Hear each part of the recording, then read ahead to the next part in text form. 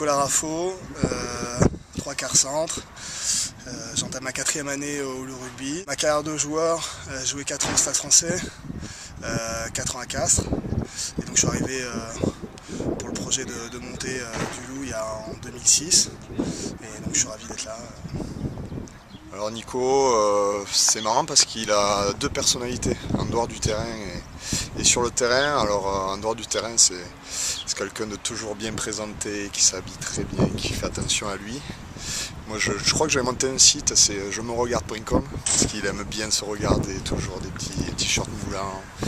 Et comme en plus il est bien gaulé, il est bien musclé, on le chambre un petit peu, donc c'est marrant. Et après, ce qui est marrant surtout, c'est que sur le terrain, c'est l'inverse en fait. C'est un gros combattant, un gros guerrier qui aime s'envoyer terrible.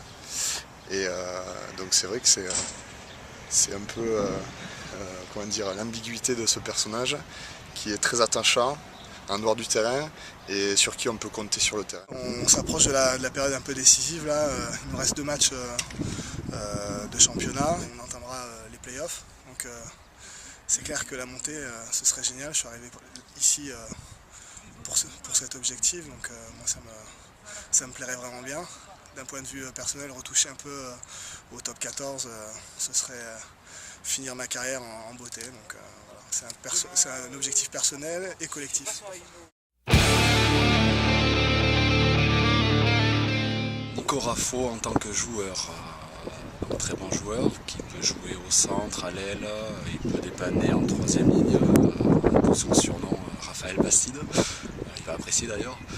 Non, gros gratteur, gros défenseur, capable de jouer premier centre, 2e centre, joueur complet, donc le partenaire idéal.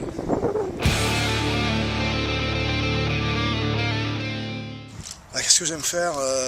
Je suis étudiant à l'EM Lyon, donc je prépare ma reconversion. Maintenant ça fait 2 ans que je travaille à l'EM Lyon pour être responsable de gestion d'entreprise.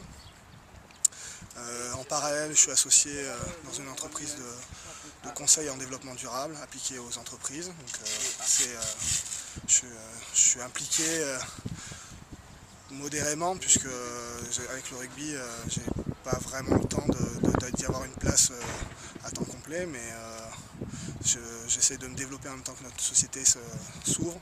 C'est un petit peu difficile vu le contexte économique, mais j'ai confiance en mon associé Jean-Michel Bergeau, puisqu'il était ancien directeur général du Loup, et j'espère qu'on va arriver à bien développer notre activité cette année.